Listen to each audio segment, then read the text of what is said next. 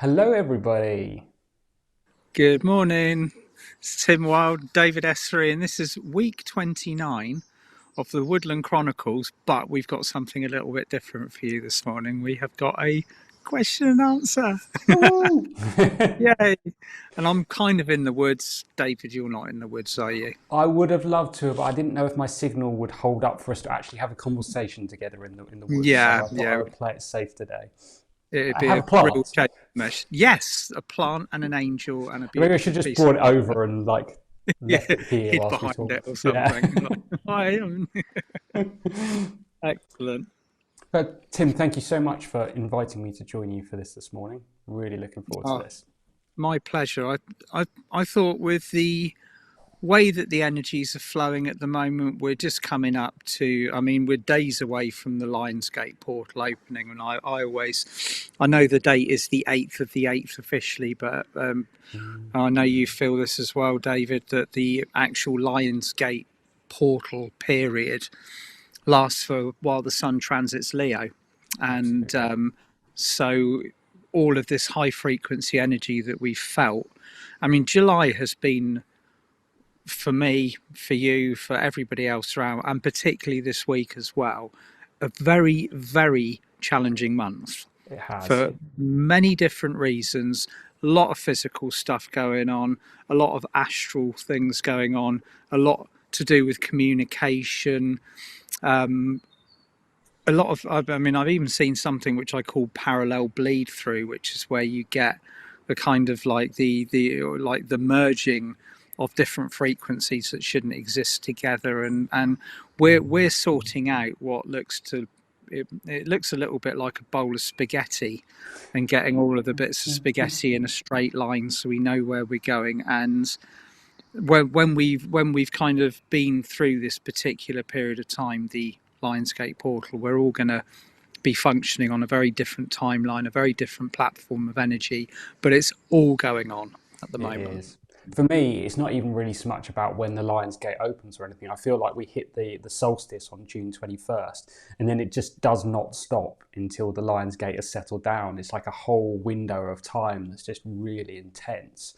I don't know about you, but every year I find I go for well over a month with just not sleeping, like throughout this whole window of energy.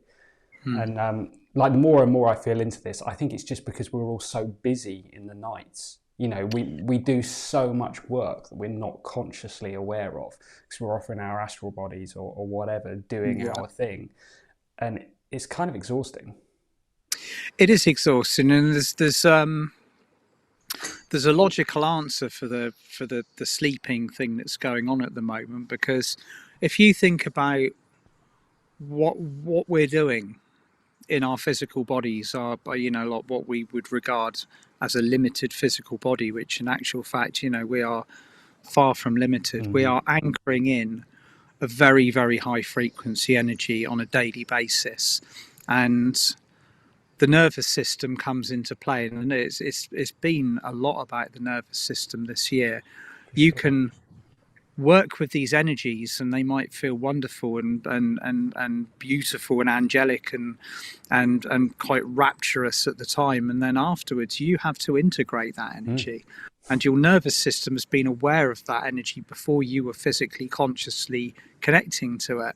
So the nervous system is two steps ahead of the game because it's tied in with the brain, the kind of the cosmic antennae, and the nervous system is sometimes misinterpreting stuff that we have around us and putting us into a state of alarm. So we've got this kind of regulation of the nervous system as we get used to these energies coming in.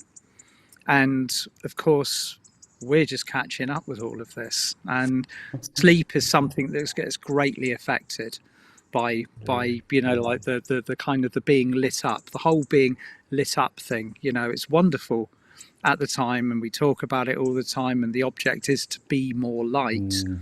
but we have to accommodate the physicalities of this in the process of doing so. Absolutely. I mean, at the end of the day, it's like trying to fit stuff in your boot. When you try and put more stuff in, you have to take old stuff out, and that's what happens. We are pushing It old is. vibration, old energy out of our physical bodies to make room for the light, for the new codes and everything that's coming through. Yeah, absolutely. And Well that's a said. physical Well process. said. Yeah, it is a very physical process, and we're carrying a lot of responsibility as well. And the weight of that responsibility, whether conscious or unconscious, is great. It reminds me a little bit of the analogy of, have you ever seen a bloke carrying shopping bags from the boot of the car to the kitchen door?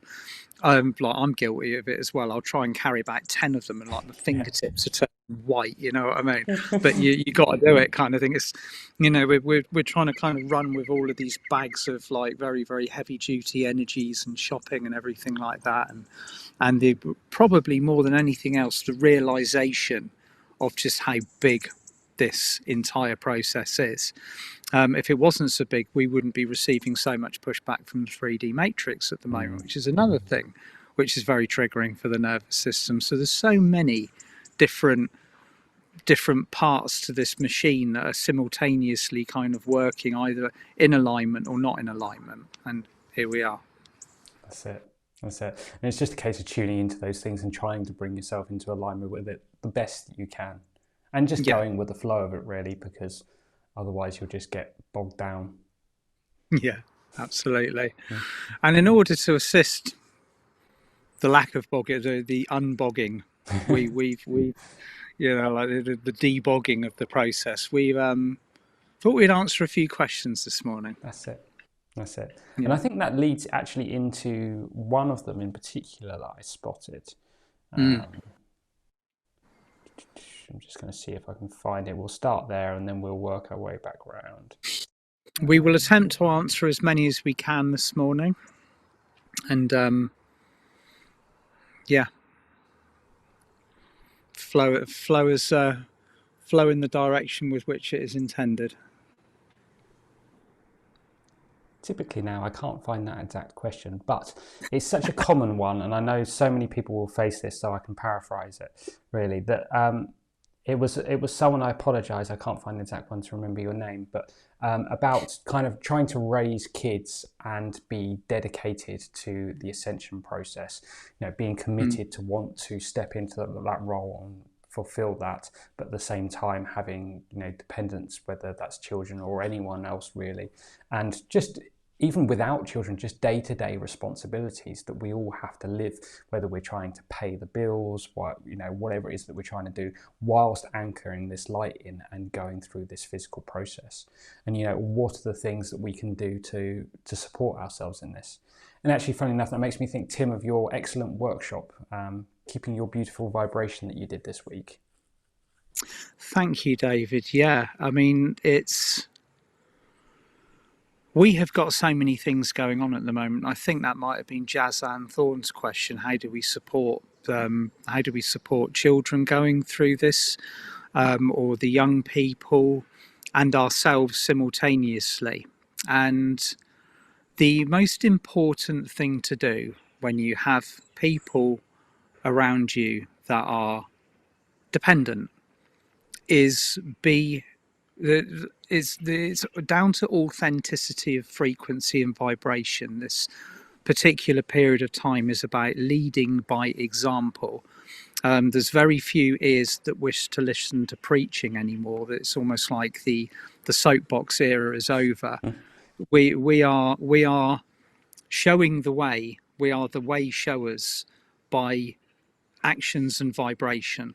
So if there's little that we can do to control the world around us, but we can control ourselves and the way that our frequency is managed, and that in turn is by far the most effective way of allowing people the space to step into that mode and vibration. Everybody has got to be themselves at the moment. There's an incredible push, particularly from particularly, again, I'll use the word, the 3D matrix, for for all of the acceptance and all of the other stuff, but it's disguised. And we have to be very authentic in what we are anchoring in, what we are receiving, what we are presenting to other people. And ultimately it comes down to self-love, responsibility. Actions speak louder than words at the end of the day. Mm. And so that is the best way that we can support those around us, by maintaining the highest frequency and setting the example. That is the way that teaching is done in harmony with the fifth dimensional heart vibration. Absolutely. Well said, Tim.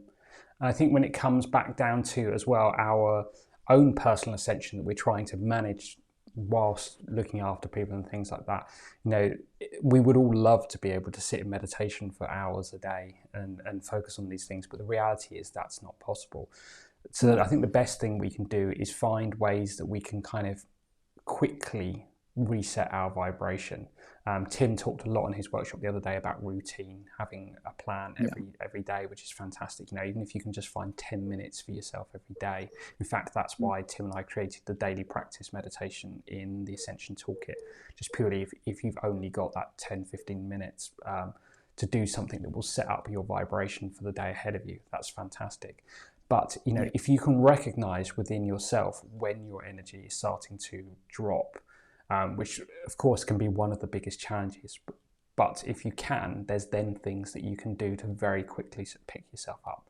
Simple things like mantras are so powerful. Have something that works for you. It can be a simple phrase, even just if you haven't got something in particular. I am my highest self.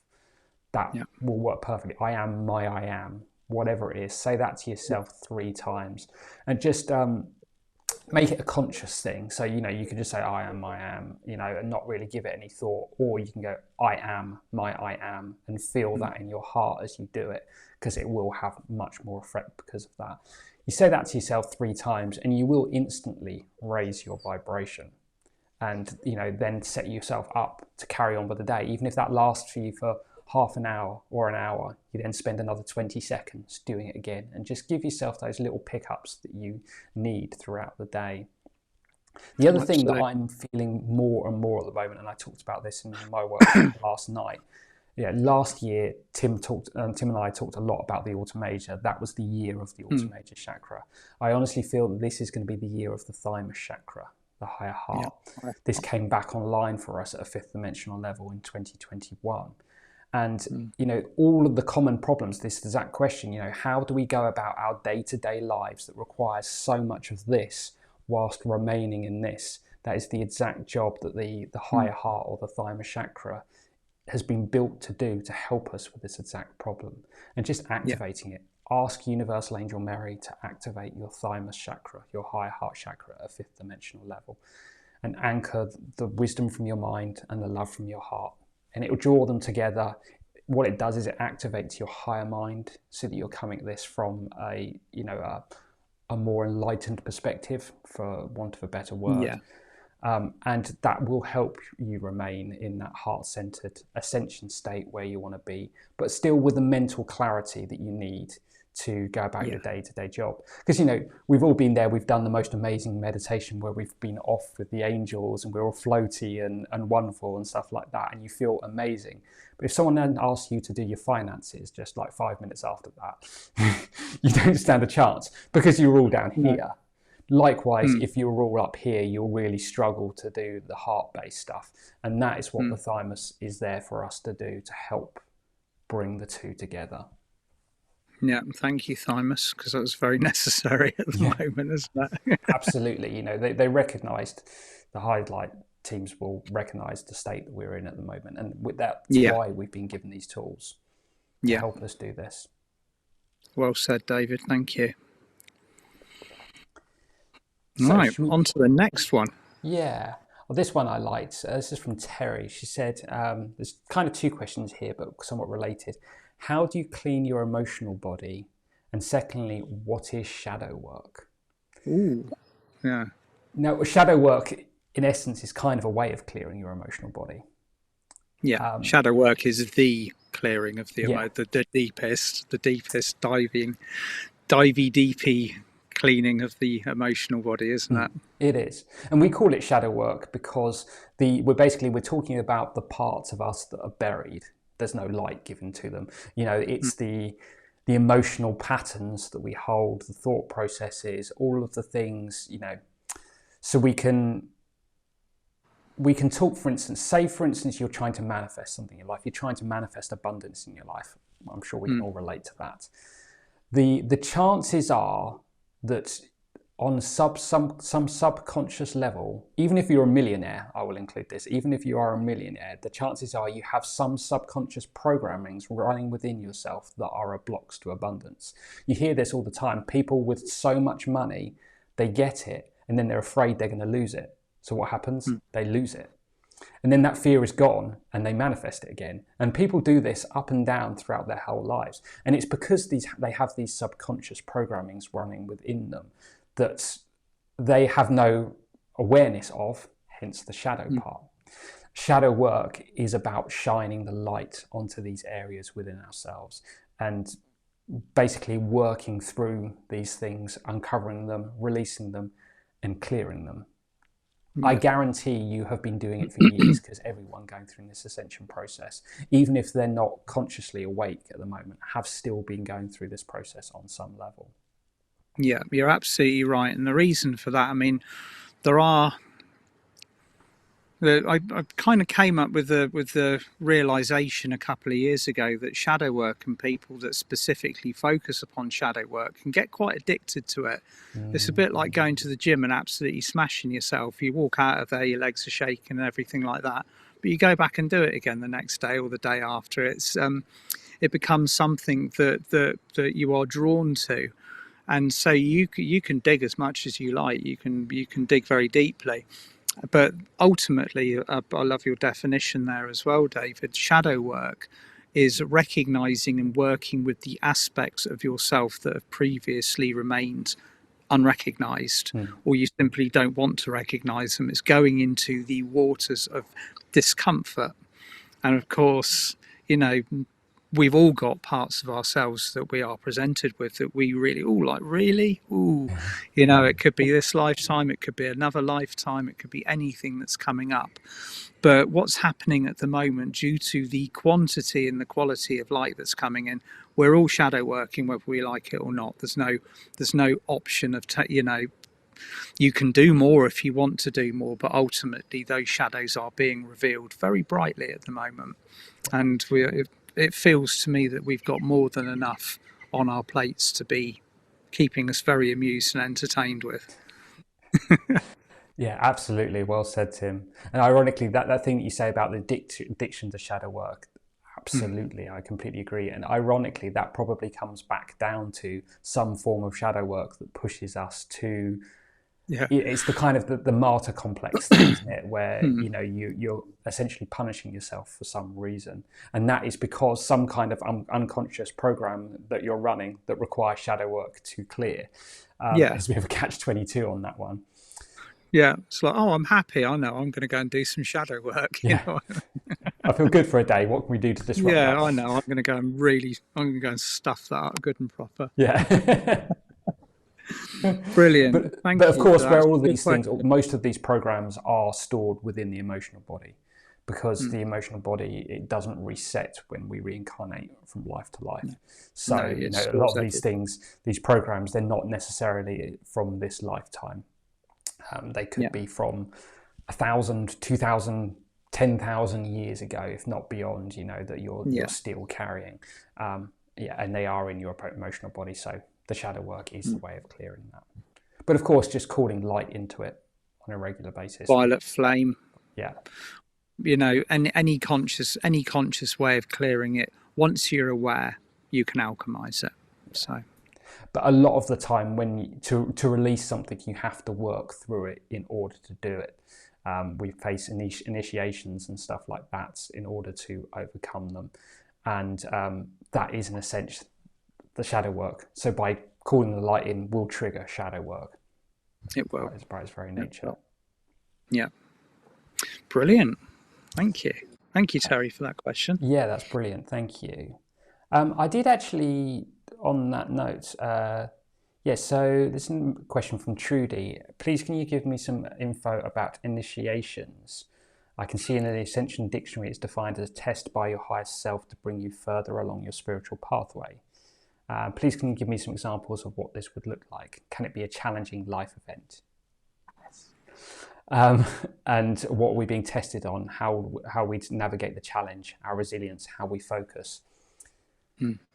So yeah, again, it's kind of what we just talked about. An initiation is essentially, say for instance, you are trying to overcome a block to speaking your truth, Yeah, I was just and thinking of it, right? you know, you talk to the Intergalactic Council and the Board of Karma, and you say, I want to release this pattern, this block, this fear, whatever it is that you have about speaking your truth. I want to let all of this go. You can do all the clearing, you can call in light, you can flood these things out of your system. But what a lot of the time that does is it actually brings stuff up to the surface. Again, it's the shadow work. You are illuminating it, therefore it becomes more visible, and that is what allows you to actually work on it. And then generally what happens is a situation will be manifested by the universe to test your response to that situation. So classically, with like speaking your truth, it might be that maybe someone wrongs you in some way, and in order to prove that you can speak your truth, you have to respond in the right way. You have to stand up, you have to speak, you have to say no, or whatever it is that you need to do. And then it's almost like ticking a box, like, yeah, I've achieved that, I've proved that I can do that. And in that moment, the box clear. And then, following that on, other things start to clear from within our fields and our bodies, karma knots, all sorts of stuff like that start to clear, because we've proven that we've overcome that challenge. What was it? The question you said, can it be a challenging life event? Yes. Massively. It will always invariably present itself as a challenging life event. And initiations can vary in all different shapes and sizes. The higher you are on your pathway, the higher your frequency and your vibration, the tougher the tests can be. So if you are actually bringing yourself into a state where you have, you've accepted responsibility, you say yes to taking on a spiritual task, you will be presented with a set of tests or initiations, maybe simultaneously, that all pertain to that particular role. And like David said, one of the favorite ones is speaking your truth, or it could be an initiation of the heart, where you are required to react from a point of unconditional love. It may be in a situation where you're being wronged, or one of the best ones that I see occurring again and again and again is an initiation that I call going dark, where 1 minute you've got all of this lovely angelic support around you, maybe physical people in your life, and it's switched off like a tap, and it's akin to being in a dark room. Okay, so you've got no assistance from your guides and your angels. You've got no outside assistance from people in your life, maybe people that are there for you on an everyday basis. And you are graded on your response to this. Okay, and sometimes these initiations can go on for a long time. Sometimes they're over in a very, very short period. It's all down to what you have agreed to do in alignment with your soul pathway. But another interesting thing is people can often say, well, I've been through that initiation, I've already done it. Okay, then you step your vibration. You talked about this the other day, Dave, and it did make me laugh because it's so bang on. It's like, haven't I done that initiation 3 times? And like the response from your team is, yes, but you haven't done it at this frequency, have you? And so, you've got to rock through it again. And the end purpose is to get you all singing, all dancing, responding from the heart in all aspects and all situations, rather than the ego. But at the end of the day, we have to remember that we are human, and the people that are organizing or orchestrating these tests for us and our higher self always takes that variable into consideration. The tests are particularly challenging at the moment. So yeah, that's the way it is. Yeah. And it's what Tim's saying, multiple levels of the same test. Coming back to like the speaking your truth thing, it might be that the first time you say it, you don't really vocalize it. You say no, or instead of saying no, and you will have passed that test because you stood your ground and you did say no. But perhaps the next version of it that might come around a few months later or whatever will be a test to see if you can say it in a more authoritative manner, with more heart behind it, if you will. But I will just say it's okay to fail an initiation. Okay, like that, we all do it, because they're hard. They're meant to be hard. Okay, and you will fail them from time to time, and that's okay. They will come back round again. So if you haven't missed your opportunity, if you're trying to, learn to speak your truth, and you fail on one occasion, that doesn't mean you're never going to be able to speak your truth. It will come round again. You'll have learnt from the first thing. Sometimes you're not meant to pass them for the first time because you need to learn something from the experience.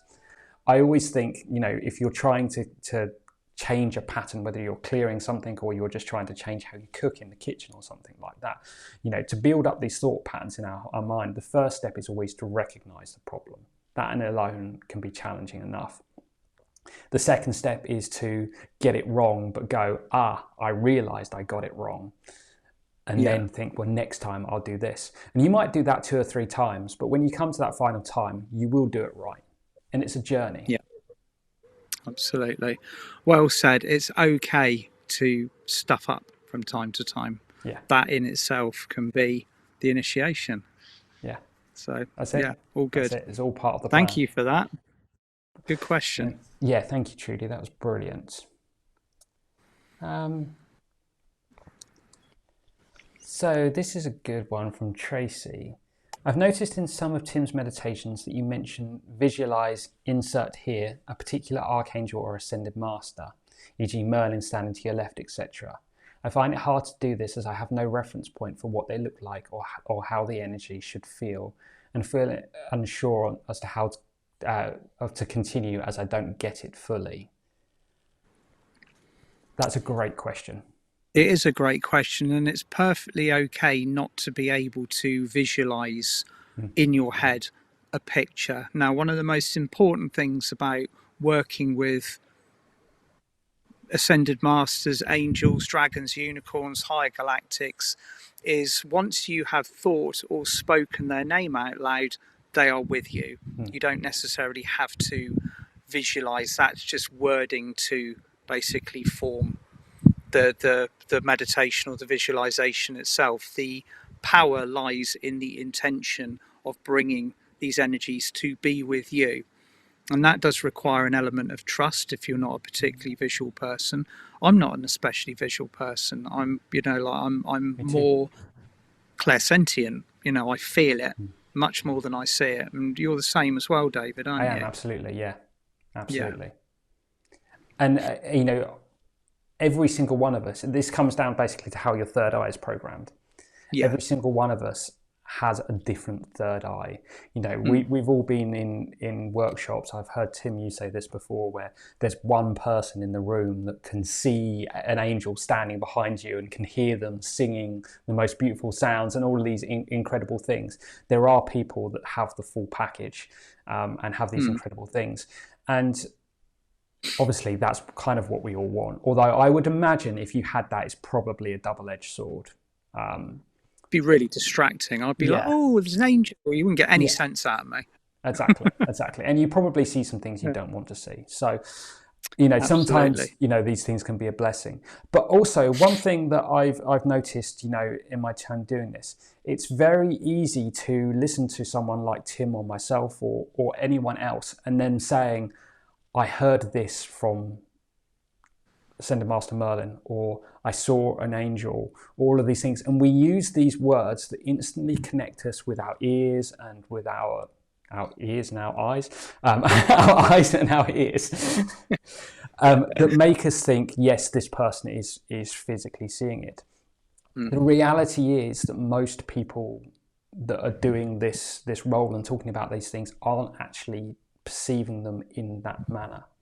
For instance, if you followed my work, I share an awful lot of messages that I receive from the angels, or Ascended Masters or whoever it is. And the way that I do this is I sit down with a pen and a paper, and I open myself up to it, and I get a feeling of each word as it comes through. I don't hear it with my physical ears. I hear it with my third eye. I hear, and I hear 2 or 3 words at a time, and I write those down. And as I've written those, the next ones are flowing through. Yeah. And it just comes through in a gradual progression. I start writing, I have no idea what even the sentence I'm going to write is going to say until I get to the end of it.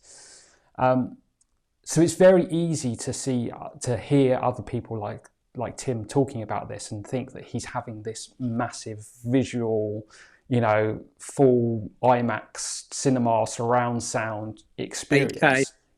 Yeah.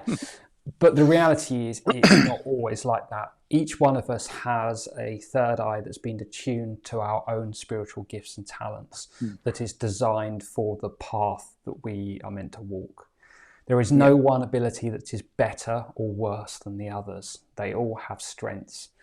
That being said, though, doesn't necessarily mean just because right now you're like Tim and I and you feel energy, that doesn't mean that at some point down the line we're not going to have some massive upgrade, or you're going to clear a veil from your third eye and other things are going to come online. You can always continue to develop your third eye just by constantly clearing it and practicing. It takes time to do anything, and it may change. Really good point. The ultimate goal of the third eye on a 5th dimensional level is to have balance in all of the different, and like you say, for the purpose of the ascension pathway at this moment in time, you are geared to be able to bring your gifts and talents in to fruition using what you have been gifted with for the time being. But a little bit later on down the line, like you said, David, there's nothing to say that we won't have a perfect balance of all of the sentience. You'll be able to see, you'll be able to hear, you'll be able to feel. I mean, clairsentience is the ability to feel the universe around you, and it's also the most difficult one to hone because you have to differentiate between this huge sea of information, and that can be very overwhelming to begin with. Absolutely, it takes a lot of trust to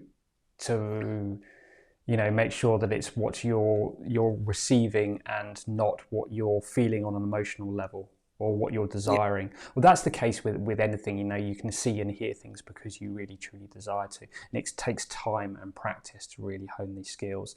They say that it takes 10,000 hours to become a master of anything, if whether that's being a musician or building, being a carpenter or whatever it is, to truly become a master. They say, I don't know who they are or how they work this out, but they say it takes 10,000 hours to become a master of something.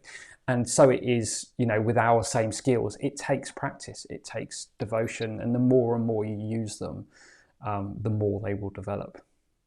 Yeah, well said, David. Thank you. Thank you. This was one that you liked, Tim. This is from Stephanie. Said, Ascended Master Saint Germain has taught me that we should not wear the colour red or black. I respect his teachings and understand there is an important spiritual reason not to.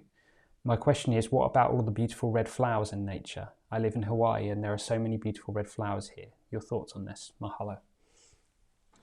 Mahalo, Stephanie. Thank you. Good question. Good question. It is. Because I think the particular foundation of that teaching would have been maybe rooted in the way that colours that were worn were viewed at the fall of Atlantis, because there was a huge aspect, and I'm talking about this is shadow coming up.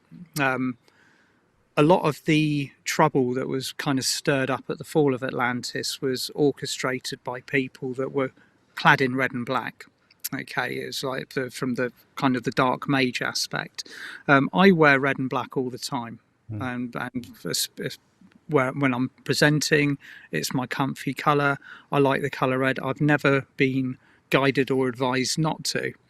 So I think there might be, and I'm not dissing in any way information that Saint Germain's brought through, but for me personally, I don't find that an issue. Red's a powerful colour. It symbolises the red ray, the first ray of will and devotion. And I don't think any colour on this planet could be considered bad. It's the intention with which the colour is worn, or the energy with which that colour is being expressed by. So there's a lot now that's changed, and our intention is everything. It's the same as having a symbol. You can have a symbol that may have, take, for example, the swastika. It only took 5 years to wreck that symbol and give it a very bad name. When in actual fact, it's a symbol of the light. So it's been handed down from Atlantis all the way through. It's been used again and again. It's the cross of the light. But it took one person to kind of say, we're going to use it for nefarious means. And now we're having to reclaim the energy of that symbol. And there's so many other symbols that have gone the same way. And I do believe it's kind of a little bit like that with certain colours. Or maybe, another analogy would be people's general kind of response to crystal skulls. Crystal skulls were revered in Atlantean times as keepers of wisdom. The house of the, like the skull is the house of the brain, which is ultimately one of the most highly connected supercomputers that could have been manifested in physical, highly sacred.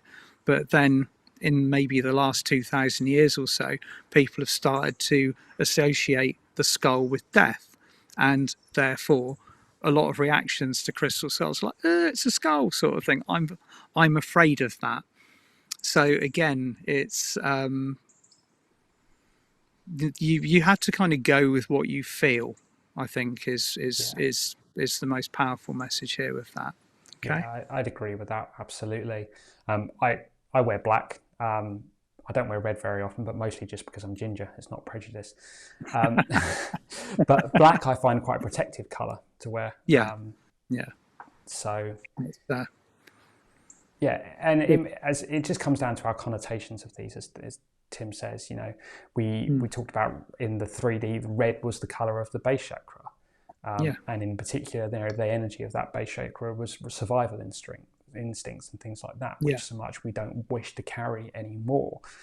We've moved on to the platinum version of this chakra, but that doesn't mean that red is a bad colour. In fact, red is beautiful.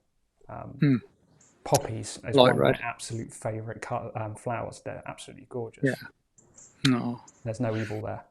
No, none whatsoever. Brilliant. Thank you. Lovely job. Right, so next question. What have we got?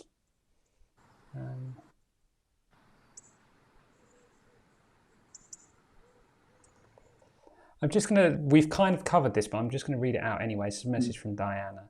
I've been on my Ascension pathway for 30 odd years now, but the issue and question I have is this. I'm one of the people who cannot visualize. I get an idea of the thing, say an orange, but no actual picture. Is there any tool or technique that I can use to unblock whatever this is? Just wanted to acknowledge that really, because it's kind of what we've discussed already with the third eye. As we say, you can continue to work on the third eye if you want to, working on clearing it on a regular basis, and just practicing using it can potentially improve it. But that, I wouldn't say that's necessarily a bad thing, No. When we talk about angels, certainly in this part of the world, we refer to them as great winged creatures that predominantly appear male or female, even though technically they are not male or female. They appear to us in a certain form, but in essence, they are pure energy. So we see this a lot at the moment. Unicorns, the classic appearance is to show up, as a horse with the horn of light and all these different things. But actually, more and more we see unicorns coming to us as a pure ball of light.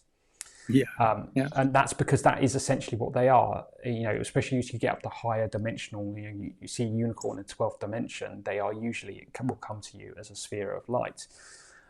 So to be able to see a being as you say a ball of orange, for instance, that would be what Metatron is essentially at at his core, because his aura is orange. That's the energy he reflects. And it's often talked about that even other, say, religions, for instance, that have certain deities that may appear in a certain form are actually just a archangel appearing in a different form to those people, because it's about what those people as a society, their background, their history and everything like that, what they respond to, what will come through in a positive manner. So that's why, as I say, for us angels, we see them as these beautiful winged creatures that it has been chosen as the form that they project to us for whatever reasons. But so we can identify with it. They represent themselves as either male or female in most cases, but the reality is they are a soul that is genderless. Most of them will lean slightly towards either the divine masculine or the divine feminine, and that is why they will choose to represent themselves as either male or female. Some of them, you hear about Archangel Gabriel. Some people say it's a male, some people say it's a female, and it's for that exact reason. So I wouldn't worry too much if you don't visualize these things so specifically, exactly as they are. Just learn to hone your abilities that you've got, and for the most advantage you can get. Yeah, I thoroughly agree. There's a lot of third eye envy that goes on out there, like you're saying earlier on, like you say, you've got a class of 100 people, there'll always be one person in that, I can see angels everywhere, sort of thing, and everyone else is going like that. I wish I could, that sort of thing. But we've got to kind of roll with what we've got. Whatever we've got personally will be incredibly powerful, because we are powerful. You are powerful. You listening to this, you might think that you're not, but you are, and your third eye will serve you impeccably in the format that you have been gifted with. And it's the most important thing is to identify the format that serves you correctly, and later on, who knows, everything could open up and you'll get a lovely balance. But right now, while there's important work to do, and acknowledging the soul path and stepping on the ascension pathway, that responsibility is an utmost priority. So this is what we're working with. Yeah. And actually, you just popped something else into my mind there, Tim. Acknowledging your own power is also an important step, because this is a meat suit. It's a vehicle. This is not who we are. This body that you see is not David. It's the spark of light, the spark of God that is ignited within my heart chakra. That's who I am. When I die, that leaves my body and it goes back up to source, and life carries on. Saint Germain is not a physical body. He is that spark of light that we see. He chose to inhabit a physical body for a physical lifetime where he took on that name. But that's not who he is. We are source, we are creation, we are God, we are unconditional love. And that is infinitely powerful. And learning to recognize that is life-changing. Love that. Thank you, David. Brilliant. Do you think we've got time for one more? Yeah, I reckon we've got time for one more, friend. Yeah. Let's see, what have we got here?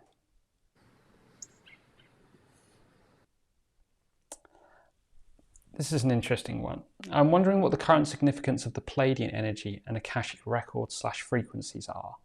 They seem to be more prominent since 7/7, so I'm assuming the 7th of July, and would love your insight as to why and or how to work with the Pleiadian / Blue Star Angels, please. Grab a crystal. Get a crystal. Yeah. I've got my crystal skull here.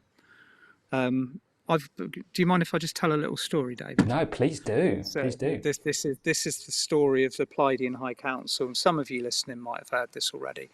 This is back in 2014 when I first started to work with crystal skulls, or crystal skulls as a group, and I had 10 amethyst crystal skulls that I was working with to program, and I had them in a circle, like crystal skulls like being in circles, on a grid on my kitchen table, and I was having a very, very busy day, so I set them up in the morning when things were quiet. And for the rest of the day, I was just running around in circles, here, there, everywhere, kind of thing. And at 7 or 8 o'clock at night, I received a message via Facebook from a lady that I'd never connected with. And she said, "I'm so sorry. I really hope you don't mind me messaging you, but I work directly with the Pleiadian High Council, and they say, can you pick up your bloody phone, please?" And I was like, what? You know, I suddenly and then I understood the message immediately because the way that it was formatted, and they were talking about me actually tuning in and connecting to the skulls that had been there, tuning programming all day. And the Pleiadian High Council had used the crystal skulls as an anchor point to tune into, and from that connection, which I said thank you very much for, grew the kind of the presentation of the Pleiadian Blue Rose, which was a healing modality that came through. Diana Cooper and I wrote about that in the Archangel Guide to Ascension, and also several workshops, and also the acknowledgement and the presence of the Pleiadian High Council in our ascension process. So, and this goes not just for the Pleiadians, but for any high frequency soul that you're connecting with. Your best bet, if you want to tune into them and you want to work with them, is ask them to anchor their light into a crystal of yours. It can be a crystal skull, it can be a piece of quartz, it could be amethyst. And so it can be the Pleiadian angels, or it can be any other aspect of the huge Pleiadian team that wishes to work with you, and go from there. Crystals are your friend on that aspect, because they will assist you to reach up further and reach up higher, and it gives them somewhere to anchor into, which is in our working field. And you mentioned the word Akashic records. So David and I both tend to work with the halls of Amenti, which is where we are now. We're accessing the halls of Amenti all of the time. It's where all of our spiritual gifts, information and talents are kept. The Akashic records were the records for 3D, the third dimension. So generally speaking, I only tend to go in there if I need to clear something or identify or retrieve something. But for the purposes of working with the Pleiadians, you'll be tuning into and connecting to the halls of Amenti, but most importantly, bring them into your physical world in the here and now by using a crystal. I think that's an important point. Amazing, thank you, Tim. I love that story. It's brilliant. I couldn't believe it. These are the words, pick up your bloody phone. It's like, what? Oh, okay. Now the penny dropped. I had to think about it for a few moments, but amazing. I have to admit, I've got a little story on that as well, actually. That a number of years ago, before I started doing this properly, I was still on fairly early days of my journey. Tim and I were chatting one day, and I think you were talking about Merlin. We were just texting, I think. Yeah. And I said, "Oh, I know I used to work with Merlin in a past life. I'd love to start doing that again." And you text me back, and you said, "Merlin says, just put a crystal to your third eye and do it." And I was classic Merlin response, classic. Yeah. And I was like, no messing about. Is it really that easy? It's not that easy. I'll put a crystal to my third eye now and nothing happens. And I was just like, okay. But reality is that is absolutely true. And now I work with Merlin on a very regular basis. Yeah. There's a couple of important things here. A crystal will enhance your connection, as Tim says. Put it straight to your third eye because that's where the connection comes from. Yeah. The problem I had at first was the belief that I could do that. And that's where it comes back to the power that we were talking about a minute ago. That was a lack of belief in my own ability that I could just do that. And that's what completely blocked me from being able to do it. You just have to trust that you can do that. Yeah. And it will work. That's massive belief in your own abilities. Yeah. So that's it. Yeah. If you want to talk to the Pleiadians, stick a crystal to your third eye. Yeah, exactly. They love, all of the higher realms need an anchor point when they're trying to get through to us, because this has been a very difficult realm to reach until quite recently. The last 10 years it's becoming considerably easier. So yeah, that's where we sit with that. Amazing. Well, I think unfortunately that's all we've got time for today. But I just want to say, Tim, thank you so much for letting me join in you. It's been an Oh, David, absolute it's been pleasure. an yeah, likewise. Thank you. Thank you for coming on and helping set up everything and take the questions. It's brilliant. My absolute pleasure. And thank you to everyone that submitted your questions. Unfortunately, there was still quite a lot that we didn't get to. Yeah. But I think we should do this again. I think we should make it a regular occurrence, actually. I really enjoyed it. Absolutely. Me too. I shall Yeah. look forward to that. And we've got some more questions that we can work through, or we can collect some more. We will do this again. Brilliant. So from our hearts to yours, sending you all lots of love, and we will see you again very soon. Sending you all lots of love. Take care, guys. Bye Have for a now. beautiful day. Bye for now.